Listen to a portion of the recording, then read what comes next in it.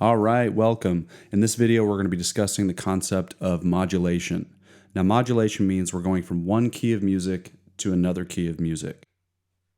We're going to be using my piece Dance with the Devil to discuss two different methods of modulation, one called common chord and another one called common note. Now, just so that we know exactly what we're talking about, I'm going to play through each section, or at least a portion, just so that we have that in the back of our mind. The first one is in C minor.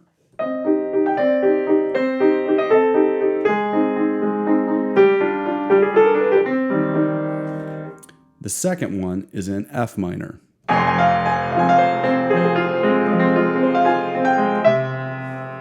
And the third one is in E flat minor.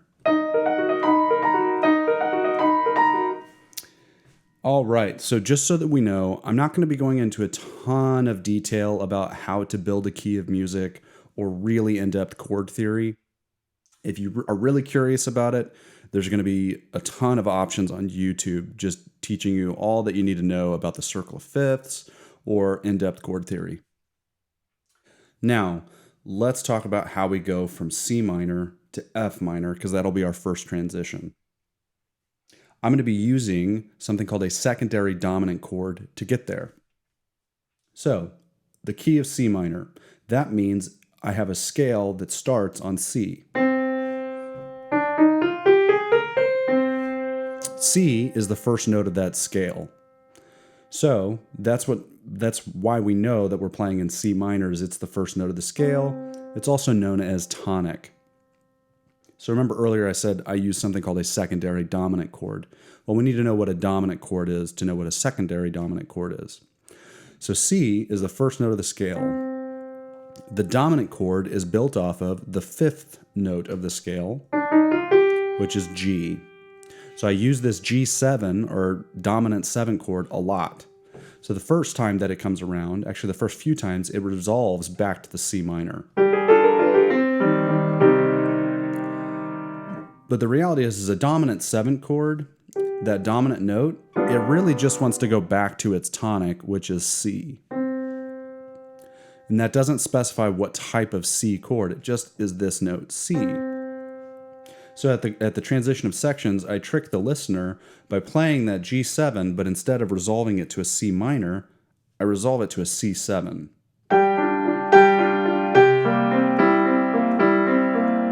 Which is right here.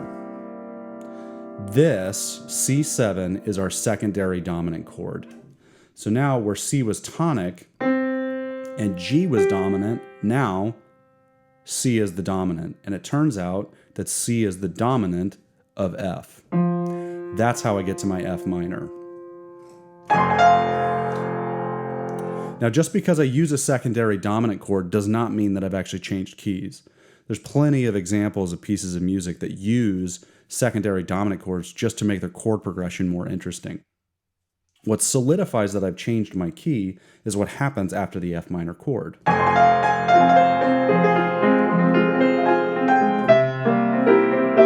So because I don't go back to that C minor, but I repeat that C7, I'm really solidifying that I have a new tonic and a new home chord of F. Now, I told you that I was going to be using that first transition to talk about common chord. Common chord means you're using a chord that is inside the key that you're originally starting in, that is shared with the key that you're going to. Well, it turns out that F minor is the fourth chord inside of C minor, because C is 1, 1, 2, 3, 4. That F minor exists in the key of C minor. Now I'm going to clear something up real quick. I'm using the word minor a lot, and it describes a few different things. This is one confusing thing about music, is that I have minor scales, minor keys, and I have minor chords. So just to be clear, in a key of music, you have a combination of minor and major chords. In C minor, the key, it's built off of the C minor scale. All of the notes I just played build their own chords. So that F builds an F minor chord. That's how I get to the key of F minor. What's nice about a common chord is that I can actually use the common chord that I used to to change keys, to change back, which is what I do. So at the end of this section,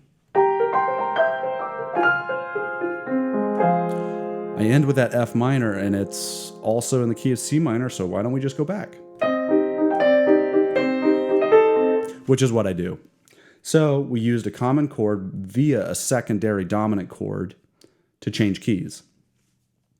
Now, to get to the E flat minor section, we had to get a little bit more creative because we don't have that common chord. Because E flat, the combination of notes that make up an E flat minor scale, is different from C minor enough in that they don't share the same chord. So let's take a look at a C minor chord. The C and the G inside this chord do not exist in the key of E flat minor. However, this note does, which is what I do to transition into the other section. So at the end of this section going into E flat minor,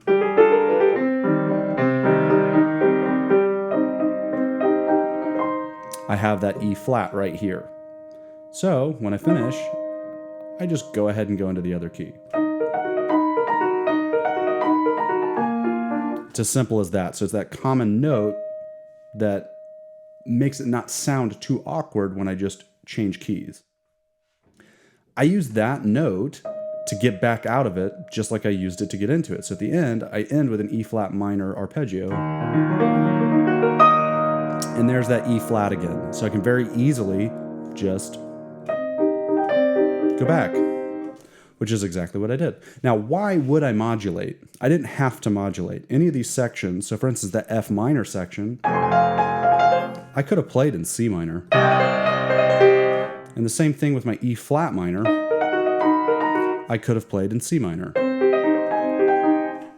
The reason I chose not to do the whole thing in C minor is for variety. In my opinion, it would just get really old to hang out in the same key the whole time. So when you modulate, it just adds a lot more flavor to your piece of music. It makes it seem more interesting.